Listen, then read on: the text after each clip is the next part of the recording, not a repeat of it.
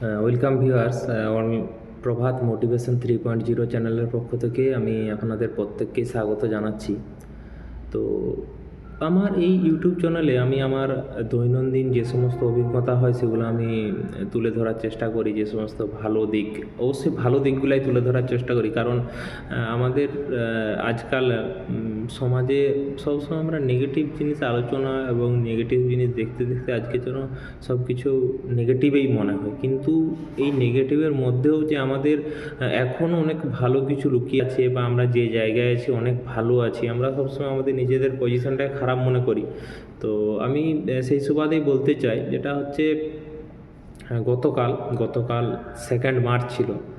তো 4th March, 3rd March বিয়ে বাড়ি ছিল, 4th মার্চও বিয়ে বাড়ি আছে। তো 5ই মার্চ আমার বন্ধু নারায়ণ সৎপথ রিসেপশন আছে, এবং 6ই মার্চ ওরাঙ্গর বিয়ে বাড়ি, এবং 7ই মার্চ ওর রিসেপশন আছে। তো এই দুটো বিয়ে ঘরে যাওয়াটা আমার কাছে খুব একটা ইম্পর্ট্যান্ট ব্যাপার ছিল। তো আমি ঠিক করেছিলাম যে 3-4 তারিখ আমাকে যাই ডিউটি দেওয়া হোক, 4 তারিখ হয়তো আমি প্রথম শিফটে ডিউটি নেব, তারপরে হয়তো আমি চলে যাব আর কি, বিকেলে ট্রেন ধরে যাব, 5 তারিখে আমি সকালে ওদের বাড়িতে পৌঁছে যাব।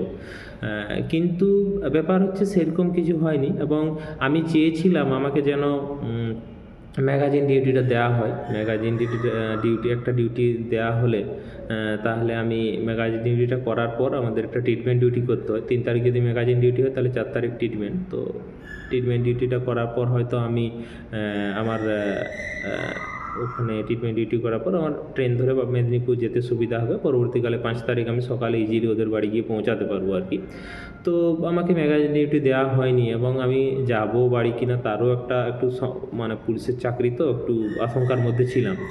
তো কালকে দেখলাম আমাদের যে ডিউটি রোস্টার প্রায় 7টা-8টার দিক করে দেওয়া হয়, তো সেইভাবে কোনো ডিউটি এসে পৌঁছায়নি।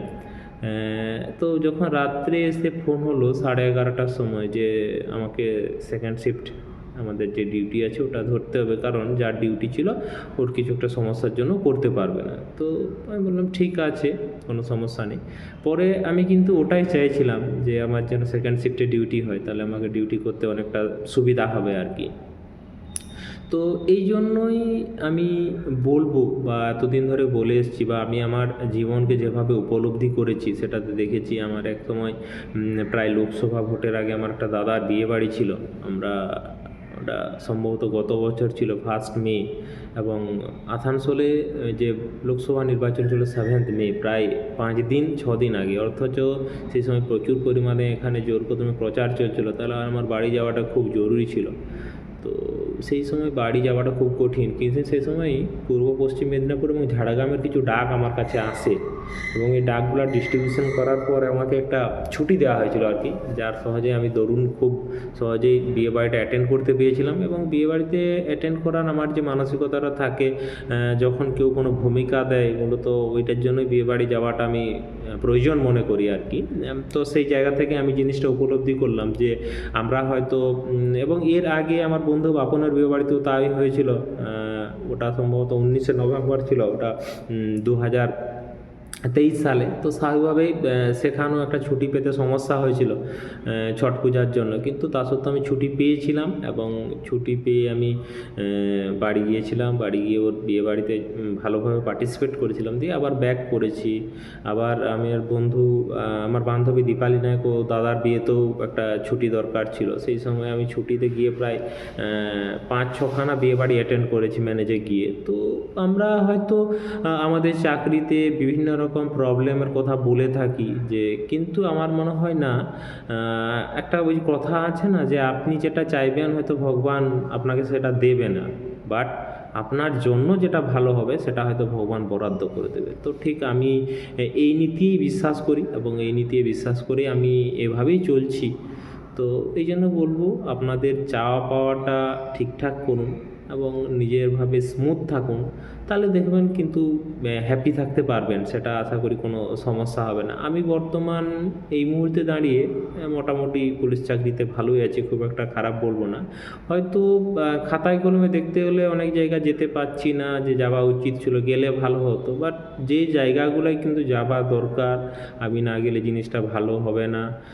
বাড়ির কোনো সমস্যা, মায়ের শারীরিক চিকিৎসা, বা এই যে বন্ধু বান্ধবীদের বিয়ে বাড়ি তো বাড়িওয়ালাদের পাশে দাঁড়ানো, এগুলাই স্বাভাবিকভাবেই আমি ছুটি পেয়ে যাচ্ছি। তো সেই জন্য এইটাই বলবো, মানে আমাদের হয়তো আমরা ভাবি যে ভগবান আমাদেরকে ঠিকঠাকভাবে এগিয়ে নিয়ে যাচ্ছে না বা আমাদের পথটা স্মুথ করে দিচ্ছে না। তো আমি মনে করি আপনি যদি আপনার জায়গাতে ঠিকঠাক থাকেন, তো আপনার রুচিবোধ, আপনার চাওয়া পাওয়া যদি ঠিকঠাক রাখেন, তাহলে ভগবান অবশ্যই আপনাকে ভালো পথে নিয়ে যাবে আর কি। নমস্কার, আজকে এইটুকু অভিজ্ঞতা ফ্রেমবন্দি করার দরকার ছিল, কারণ আমরা হয়তো আমি এই ঘটনাগুলো ডায়েরি করি, তো ডায়েরি করলেও কি হয়, ডায়েরি বিভিন্ন জায়গায় থেকে যায়, কোথায় থাকে তারপরে রিয়েলাইজ করা যায় না, এবং আমি যখন ডাউন ফিল করি বা আমার মোটিভেশন নষ্ট হয়ে যায়, তখন আমি ইউটিউব চ্যানেলে গিয়ে আমি এগুলা দেখার চেষ্টা করি। তো আমি চাইবো আপনারাও আপনাদের দৈনন্দিন জীবনের নিজস্ব ব্যক্তিগত ইউটিউব চ্যানেল খুলে এরকম মোটিভেশনাল ভিডিও আপনারা আপলোড করতে পারেন। তাহলে আপনি নিজেও পরবর্তীকালে এই ভিডিও থেকে উপকৃত হবেন, এবং আপনি আপনার পরিচিতদের মধ্যেও সমাজের বাস্তব দিকগুলো বা ভগবান যে বিভিন্ন রূপে আমাদের সঙ্গে বিভিন্নভাবে এসে আমাদের ভালো করে দিয়ে যাচ্ছে, সেগুলো আপনি প্রতিস্থাপন করতে পারবেন। ভগবানের উপর মানুষের আস্থা, ভরসা, বিশ্বাস তৈরি হবে, সমাজের উপর আস্থা, ভরসা, বিশ্বাস তৈরি হবে, এবং সমাজটা তাহলে ভালোভাবে এগোবে, এবং আপনিও সুরক্ষিত থাকবেন। আপনার পরিবার পরিজন, আত্মীয় স্বজন, সবাই, সমাজ, ভগবান সব কিছুর উপর আস্থা তৈরি করতে হবে। সুশৃঙ্খল পরিবেশ, একটা সুন্দর পরিবেশ তৈরি হবে, এবং এই সুন্দর পরিবেশটা ধরে রাখা কিন্তু খুব জরুরি বাসযোগ্য করার জন্য। নয়তো ধীরে ধীরে যদি এই সুন্দর পরিবেশটা বিঘ্নিত হয়, তাহলে আমাদের কিন্তু বাসযোগ্য করে থাকাটা কিন্তু খুব মুশকিল হয়ে যাবে। ধন্যবাদ।